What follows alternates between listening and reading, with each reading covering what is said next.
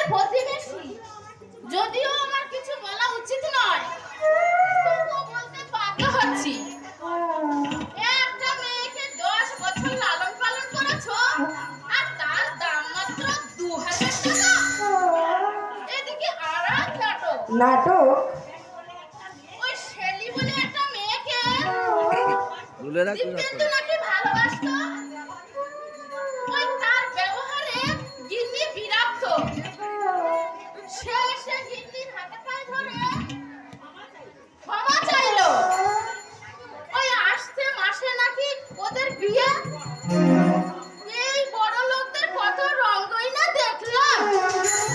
কিন্তু মা তো বলছিলেন ওই মেয়েকে ছেলের বউ করবে না। বাদ দাও তো এদের কথা। তুমি তো মাত্র 7 মাস দেখেছো, আর আমি দেখেছি 8 বছর। ওই গিন্নির কখন কি মতি হবে বোঝাই না। হ্যাঁ, যা বলছিলাম, 50,000 টাকা না দিলে তুমি বাড়ি ছেড়ে এক পাও বেরোবে না।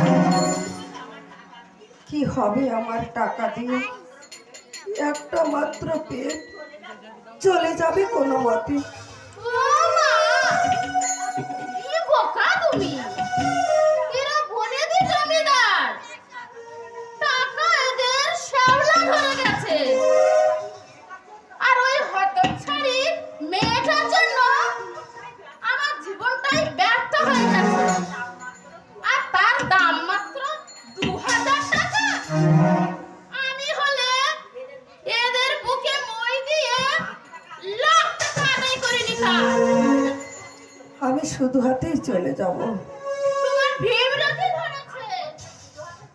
আজ বলছো শুধু হাতে চলে যাব, ওই বাইরে বেরিয়ে দেখো, টাকা ছাড়া এক পাও চলতে পারবে না। এদিকে শোন ভাই,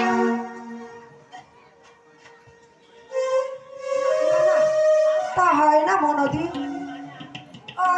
আমি কেন হবে না? উনি বলেছেন মাকে আমি রাজি করাবো। মনদি, আমি গরিবের মেয়ে মনদি। মহলের স্বপ্ন আমি কোনোদিন দেখিনি। আমি চাই না আমার জন্য এই সংসারে আবার ঝড় উঠুক।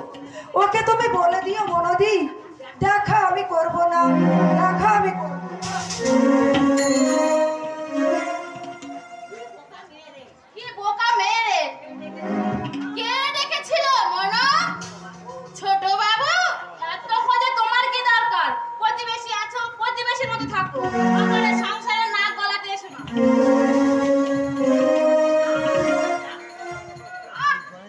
লজ্জা!